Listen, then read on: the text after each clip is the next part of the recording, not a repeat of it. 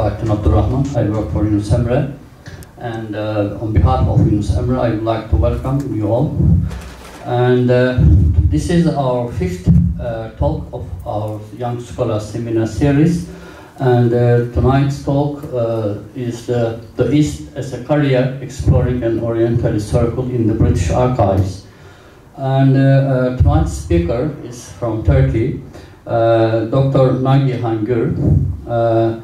She is an assistant professor at the Department of Turkish Language and Literature of the Social Science University of Ankara.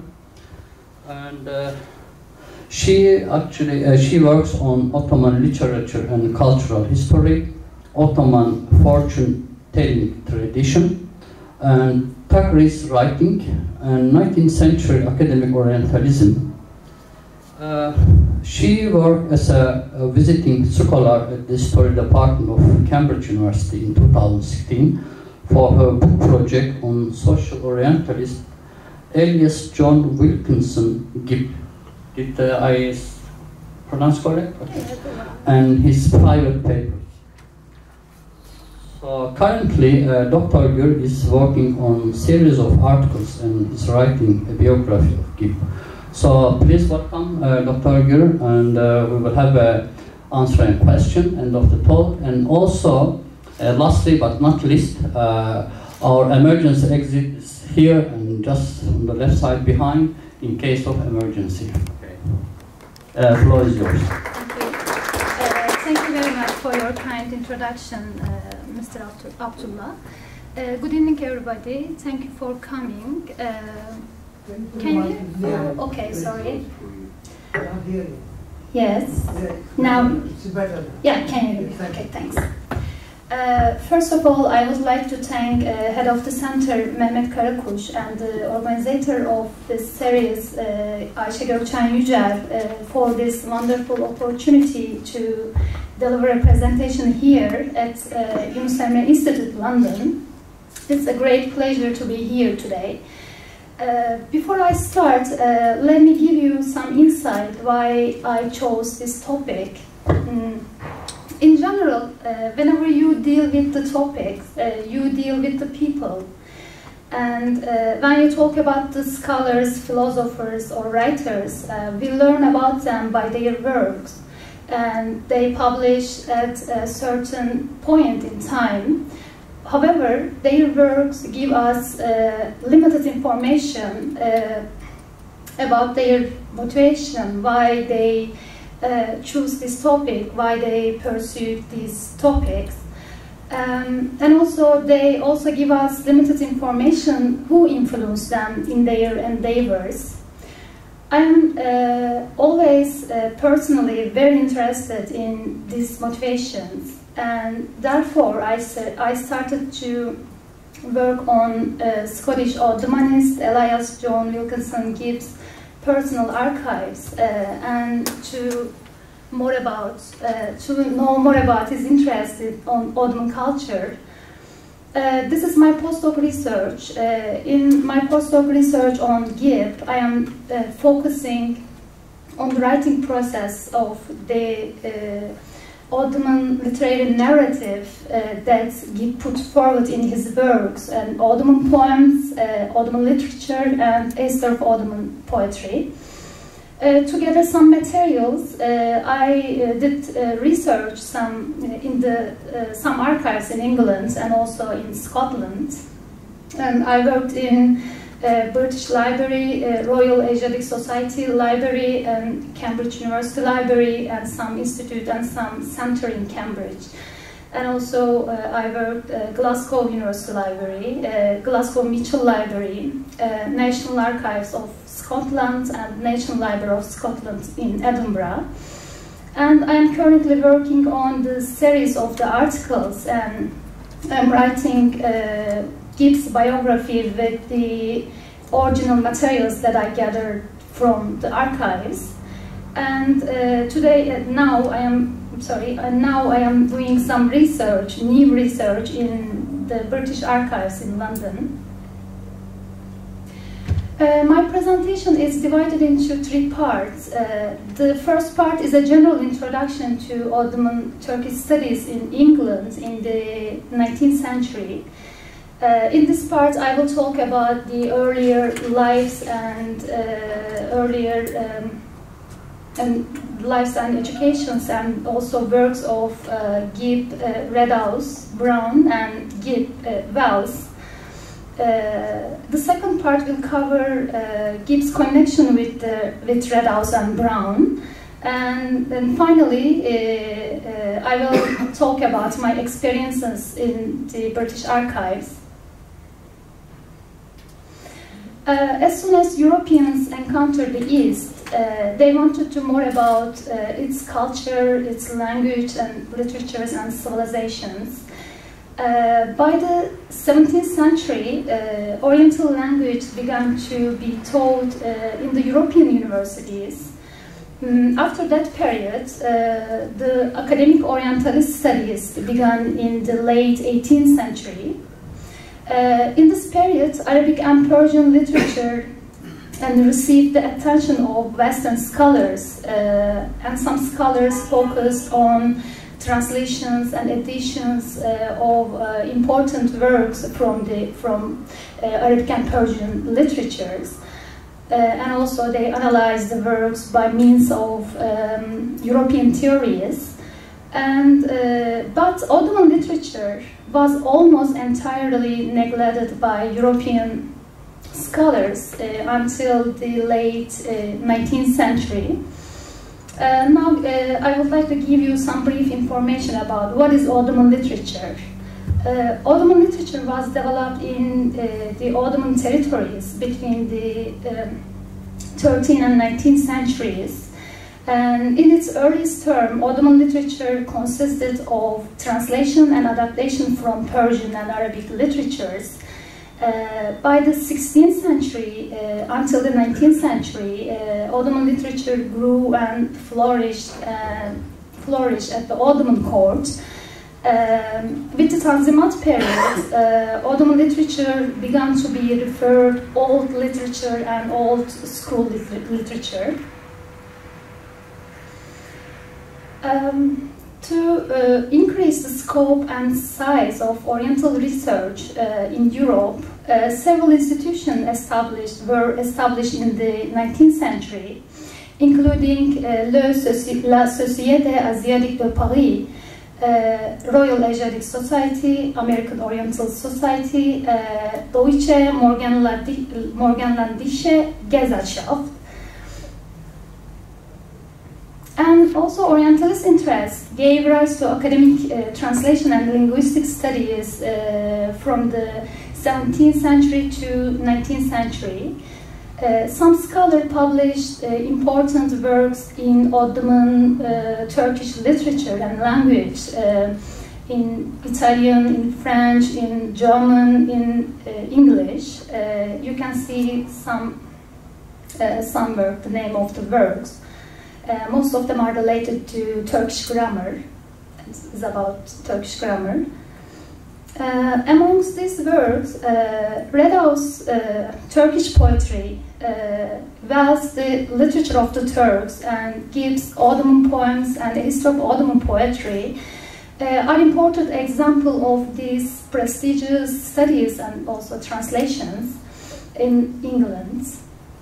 And these scholars spent a considerable amount of time to understand Middle Eastern literatures and cultures. And they created the Ottoman Turkish narrative in England in the late 19th century. Their only European precursor was the Australian Ottomanist and historian Joseph von Hammer-Purgstall, and with his work Geschichte der Osmanischen Dichtkunst. Hammer was a pioneer of modern Oriental studies, and he studied Arabic, Persian, and Turkish. And he published a history of Ottoman poetry, contains extract of 2,200 Ottoman poets, and also he published a history of Ottoman Empire titled Geschichte des Osmanischen Reiches, and this work is very important work for Ottoman studies of Ottoman history.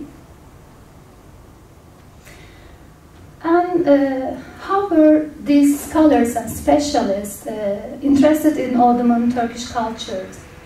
To understand their interest, it is necessary to consider some aspect of their earlier life and also education. I would like to start with the lexicographer James William Redhouse. Redhouse, a pioneer in Turkish lexicography. He finished the mathematical school and learned Turkish, Persian, and Arabic. He traveled in the Mediterranean. He was a teacher at Ottoman Naval Academy. He employed by Sublime Port in Constantinople. And also, after Crimean War was started, he returned to London and served as a secretary of Royal Asiatic Society. And in that period, Redhouse published several works, and also he had befriended Gibb and Browne. And you see the picture, his picture, Redhouse in his old age, and when he met Gibb and Browne, probably.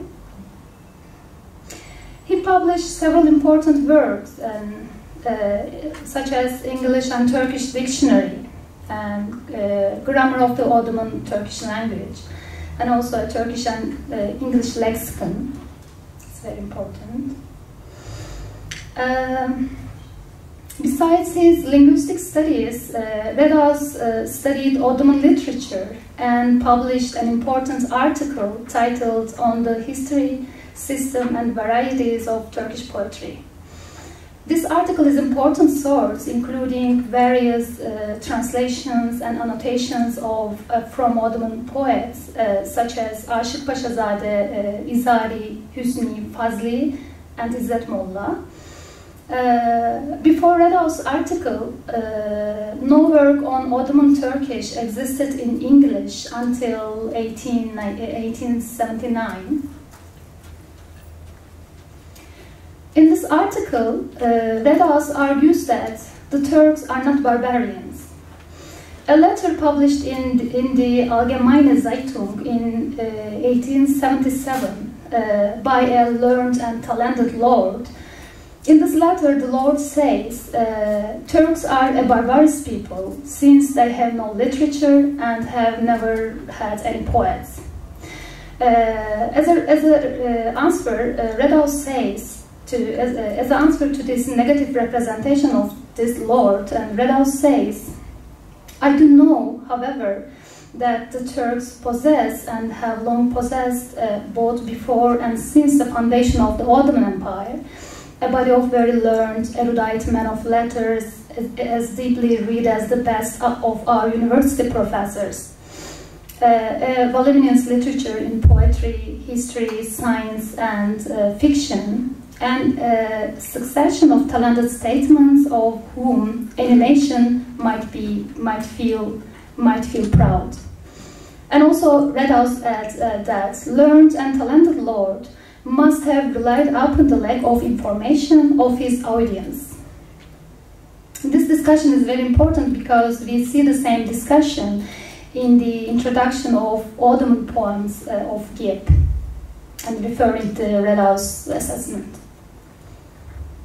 And you see the picture of Gibb. This is my favorite picture of him. Gibb, born in Glasgow, he learned Arabic, Turkish, and Persian at the University of Glasgow. He became a student of very important Orientalists, and such as William Francis Collier and James Robertson and Clausen. They studied Eastern literature and language.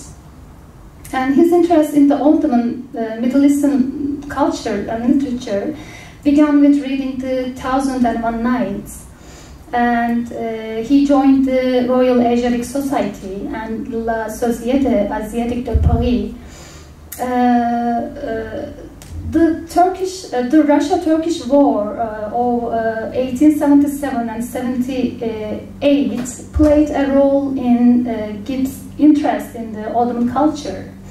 He supported the Turks in the war, and he never visited Ottoman Empire or any part of the Ottoman territories. But he spoke and wrote Ottoman Turkish very well. And he devoted himself entirely to the study of Ottoman literature, specifically Ottoman poetry. And also he had no formal job during his life, and he never taught at any universities, and just worked intensively his monumental work, A History of Ottoman Poetry. He published several works: Capture of Constantinople, Ottoman poems, and Turkish literature, Ottoman literature, and A History of Ottoman Poetry. You can see the drafts of his book, Ottoman Poems, and its cover and its contents, and also a translation from 15th-century Ottoman poets, Şeyhi. You see how his handwriting is very aristocratic in this draft. This book published before his History of Ottoman Poetry. In 1900, Gibb published the first volume of History of Ottoman Poetry and sent a prestigious copy to Sultan Abdülhamid II. He had prepared the second volume for publication in the following year. However, he fell ill and died in 1901. Unfortunately, he didn't live to see the publication of the 5 remaining volumes. After his death, his friend Browne took responsibility for putting his history into the final form. Gibb's A History of Ottoman Poetry and also Ottoman poems are in a sense written as a reaction to Hammer's History of Ottoman Poetry. With his work, Gibb intended to make up for the shortcoming of Hammer's History of Ottoman Poetry. And according to Gibb, Hammer couldn't go beyond being a hardworking interpreter, and Gibb finds his assessment on Ottoman poets a little bit exaggerated. And in his history, Gibb was concerned to avoid a purely biographical approach and carefully analyze the works of Ottoman poets. And his history has printed several times, and today it remains a standard reference text for Ottoman studies. Now I will talk a little bit about E.G. Browne. After his medical studies, he devoted himself to Oriental studies. He learned Turkish, Persian, and Arabic at Cambridge University, studied literary history writing, and published his monumental work, Literary History of Persia. He edited, translated a number of important classical texts. He was a member of Royal Asiatic Society, same as Gibb. The Russia-Turkish War of 1877-78 that first attracted his attention to the East, same as Gibb, you remember. Browne was sympathetic with the Ottoman side, although Ottoman was unpopular in Britain. He came to know Redhouse, and through him, Gibb and also some Turkish intellectual who worked in Ottoman embassy in London, such as Abdülhamid Tarhan, Çerkes Şehrizade Halil Halit Bey. These Turkish intellectuals were close friend of Browne and also Gibb, and they supported them in their works. Browne published several works you see on the screen. Browne catalogued the rich Islamic collection in Cambridge University Library, which in his hand list of the Mohammedan manuscripts. As far as I know, Yunus Emre Institute London is conducting out an online cataloging project on Browne's hand list and also Turkish manuscripts in Cambridge University Library. I think it's a very important job. Now I will talk a little bit about Charles Wells. Unfortunately, I have no picture of him, but I'm still hunting for his documents and also his pictures and his papers. Wells, after Redhouse, he was considered as the best qualified Turkish specialist in England. Charles Wells was a professor of English at the Ottoman Imperial Naval College in Constantinople. He became a professor professor of Turkish at King's College. He edited the new edition of Redhouse Turkish Dictionary, and he published some stories, some collection of the stories. He also had befriended Gibb, Browne, and Redhouse, but unfortunately we don't have any documents to prove his connection with them in detail. Wells was interested in Turkish literature, and he translated some works from Ottoman Turkish into English. His Chrestomati contains Turkish extract, proverbs, and some translation of Ottoman literature. Even today, some scholars use his Chrestomati and his grammar, Turkish grammar, to teach Turkish and Turkish literatures in some European universities.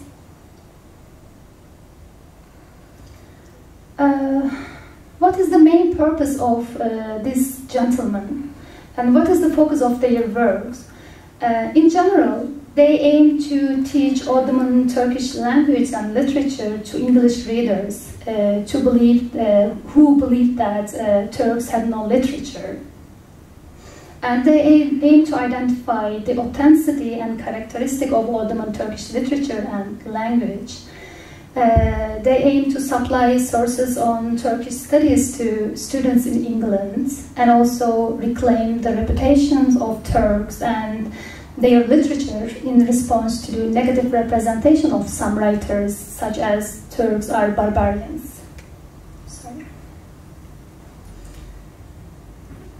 What is the importance of their works of modern researchers? This work made important contribution to Turkish studies in the West during and after the period when they published. Even these works were published for English readers. They remain the standard reference text for Ottoman Turkish studies today. Especially Gibb's translations of Ottoman poetry achieved a wide readership throughout of the 20th century.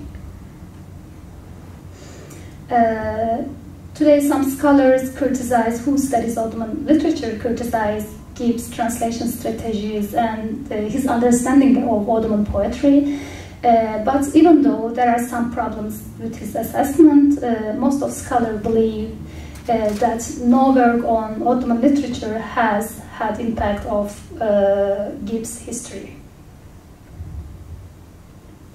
These scholars had common interests, such as being a member of Royal Asiatic Society in England and taking side of the Turks in the Russia-Turkish War, and reclaiming the reputation of Turks and promoting Ottoman studies in England. They were also feeling themselves a part of Eastern culture. When you look at the picture, on the right side you see Browne dressed in with a Sufi dress, and he has a kalpak, and also he's holding a shisha, a rosary, and a manuscript, probably Persian or Ottoman manuscript, and also he has a rings on his hands. And on the left side, you see Gibb in the Turkish uniform.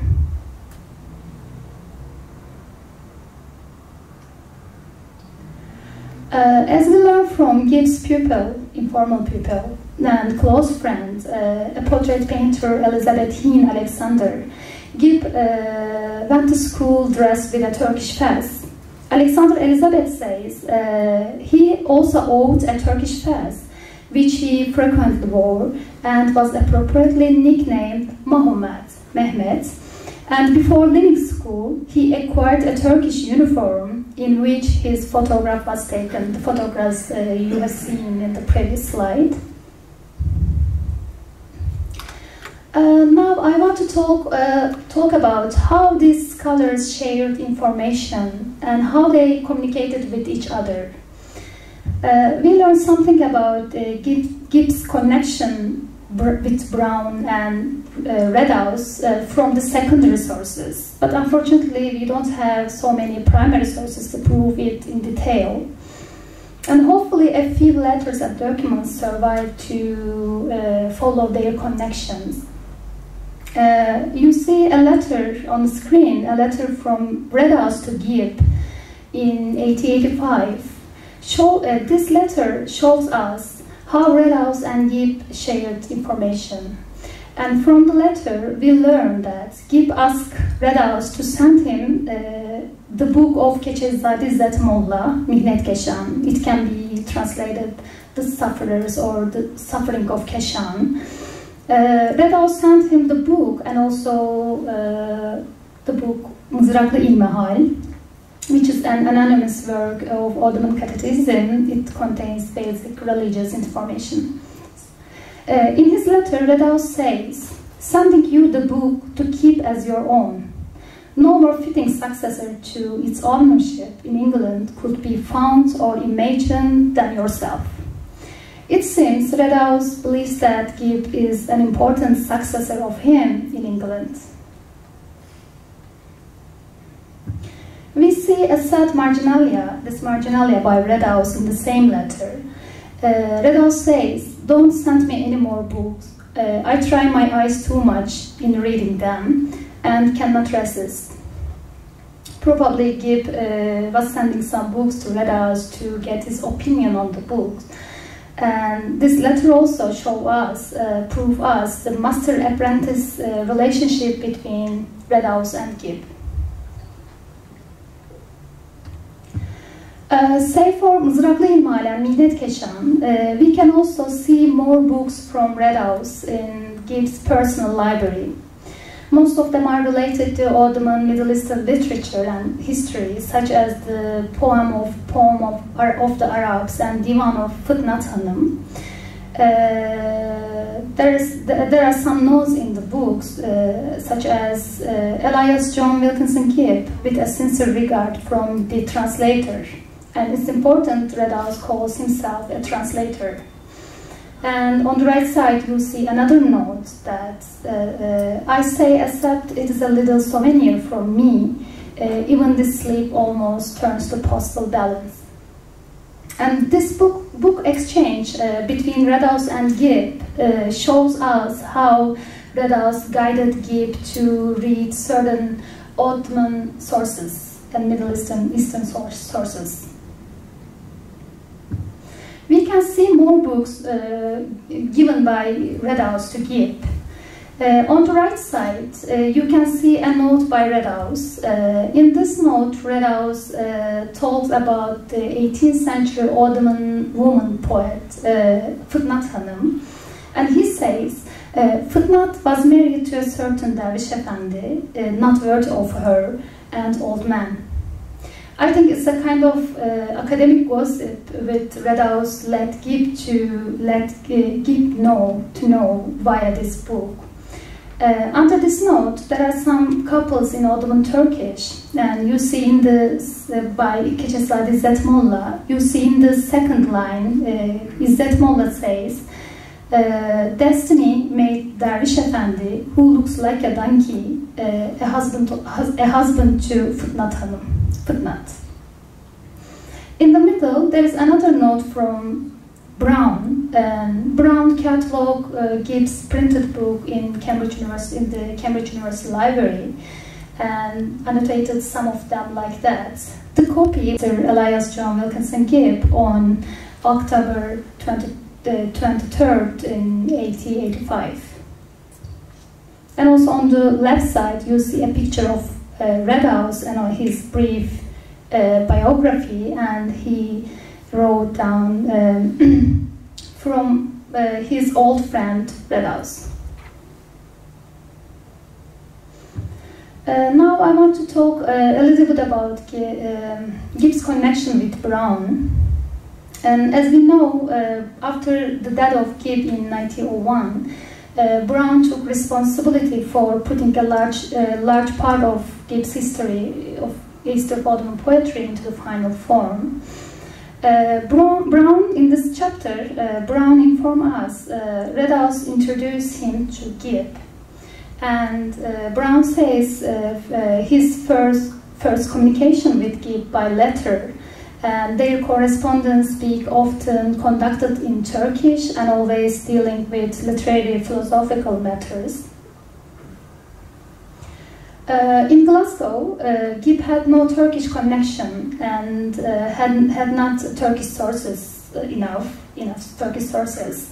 To find some materials for his research, Gibb visited London regularly.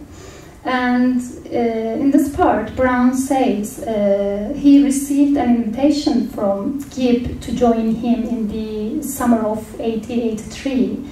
And they took a place together at Prompton Square and devoted their time to reading of Persian and Turkish poetry. And Browne gives us some detail about their meeting in London in the second volume of History of Ottoman Poetry and his Literature of Persia. You see on the screen a letter in Ottoman Turkish from Gibb to Browne in 1885.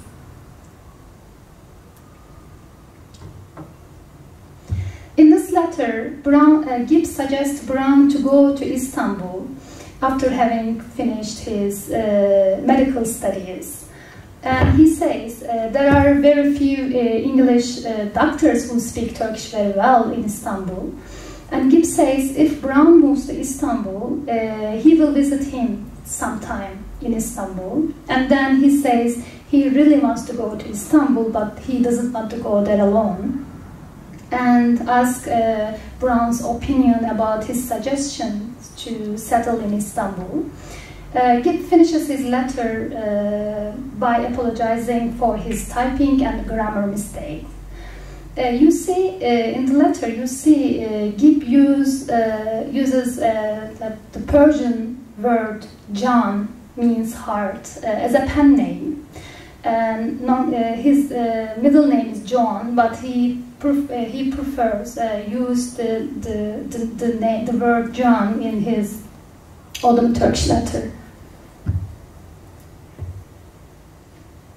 There are also some book exchange between Gibb and Browne. You see a very beautiful copy of Gülistan by 13th century Persian poet Saadi Shirazi. The book has a note that given to me about 1883 by the late Gibb. And Browne also noted that Christmas in his diary, Christmas Inn, Gibb gave me a copy of Gülistan. And Browne took some advice from Gibb for his literature of Persia, and he also gave the part of Gibb's research into the history of the sect of Turkish Rufis in his history. In this part, Browne informs us he received a letter from Gibb in 1896. In this letter, Gibb called Browne's attention to some Turkish Rufis poets and also his attention to some Turkish biographical dictionaries such as Latifi and Aşık Çelebi tezkireleri. As you see, how much time these scholars spent to understand Ottoman Middle Eastern culture and how they supported each other to enrich their works. And their studies show us how serious these scholars were in their studies.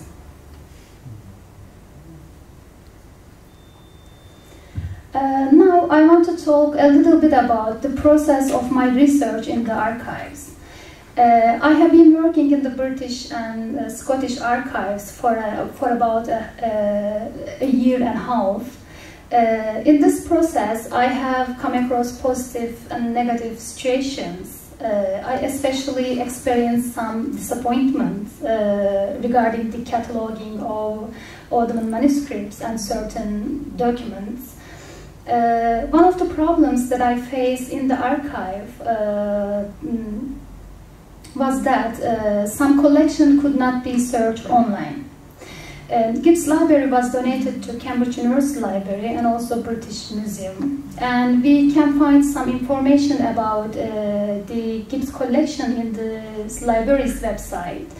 However, when you want to see the manuscripts and his collection, you can experience many problems to find their exact location. I spent a large amount of time to find Gibb's collection in the libraries. I had some problems when searching for Ottoman manuscripts online. And because of there is no single system of transliteration, and so you cannot search most of Ottoman manuscripts online. The dual system of transliterations allow us make a distinction. For example, if you are searching for the name of a name of Ottoman poet Ulvi, nothing comes up. But you need to know they called it Olvi.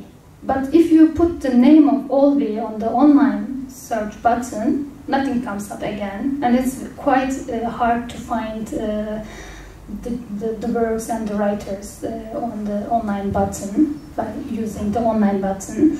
The same problem with some Turkish, Arabic, and Persian letters such as Che, She, Ha, and Dat. And you should definitely know how they spell the words and how they use the sounds of Arabic, Persian, and Turkish and letters in the translation. It shows us that many Turkish manuscripts can be invisible in the British libraries and the archives. Another problem that I faced in the archives is the preservation system of the documents. In 2016, I did some research in an archive in London to find Redhouse papers some documents left from Redhouse and his papers, his personal documents. American Ottomanist Carter Finney refers to Redhouse paper in his article, Perfect Orientalist. And so I was so sure the archives hold Redhouse papers in their archive. And I contacted librarians to ask to order the documents. But they told me there's nothing in their archives under the name of Redhouse. The reason for this was that the documents had not been catalogued properly. And somehow, after 2 weeks, the librarians finally found Redhouse papers. And when the first box arrived, I wanted to see the documents inside. And I was quite shocked when I saw the documents. Let me show you what I saw in the box. I felt terribly about the situations because these documents are only drafts left from Redhouse, and they are very important documents. And you see some animals, probably rats, ate the documents.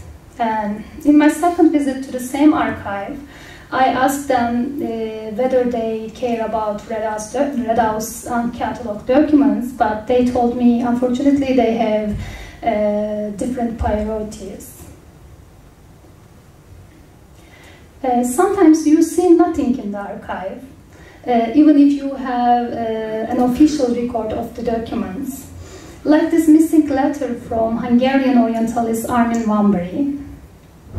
And you know, sometimes you do some research, you conduct some research just to make sure that there is nothing in the collection, in the archives. And I think that is also an important result of the archival studies, albeit less satisfying one. I saw some peculiar things in the archives. For example, this beer bottle belonged to E.G. Browne. This bottle took me to 1990s or 80s, and I kept looking for it for a while. It's like you are touching the people's life, the Browne's life, not just an archival stuff or archival documents. And this pair of socks is one of the most interesting things that I encountered in the archives. And probably it was belonged to an important person whom Browne was connected. I think it's very good socks and it's very good patterns. I like it. Of course, my findings in the archives are not limited to these documents. These constitute a very small part of my studies. I gathered so many documents, and I am now working on them to put forward Gibb's connection with the British scholars and also some Turkish intellectuals, some Turkish scholars. This process will probably never be finished, and I will pursue documents all of my life. And in my presentation, I have tried to show you what these people, the Orientalists, aim to with their works and how they encourage themselves and others understand Ottoman and Middle Eastern culture. And as a result, I can say they made a huge effort to create an Ottoman narrative in England, in the West, and they were widely successful, and their works are still updated. If we refer their works in our studies, we can say their works are still relevant. Thank you very much for your attention. Okay, if there is any question, any comments, we can close this event. I would like to say thank you to you all for coming, and also thank you, Dr. Gür, for your valuable presentation. This is just to remember tonight, on behalf of Yunus Emre. Thank you very much.